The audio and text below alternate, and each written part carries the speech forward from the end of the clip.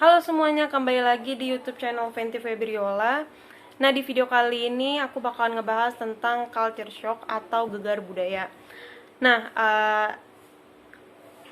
topik aku kali ini itu berkaitan dengan tugas UTS aku, yaitu pemahaman lintas budaya gitu. Jadi sebelum kita maju ke culture shock atau gegar budaya, mungkin beberapa dari kalian itu banyak lah yang tahu tentang culture shock ini sendiri itu apa, dan mungkin beberapa dari kalian banyak juga yang mengalami culture shock ini sendiri gitu, terutama buat kalian yang sering bepergian atau mungkin kalian yang anak rantau.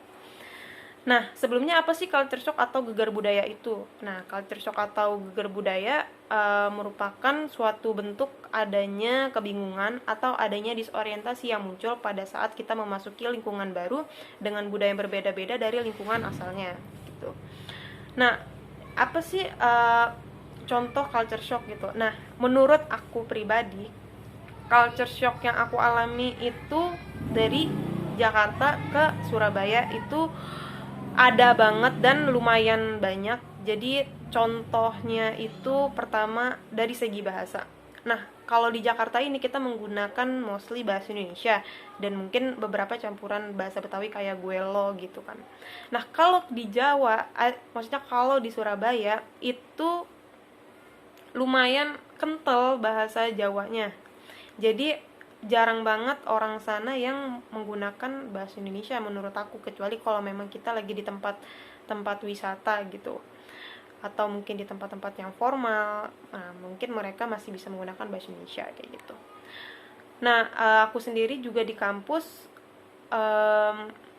teman-teman itu pure menggunakan bahasa Jawa, jarang yang menggunakan bahasa Indonesia gitu sih. Nah, apalagi sih selain bahasa itu di makanan, yaitu nasi goreng. Oke, nasi goreng di Jakarta itu coklat. Nah, sedangkan kalau di Surabaya itu aku susah banget nemuin nasi goreng yang coklat.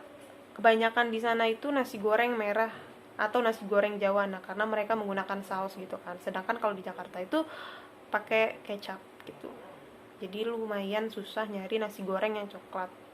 Kayak gitu sih.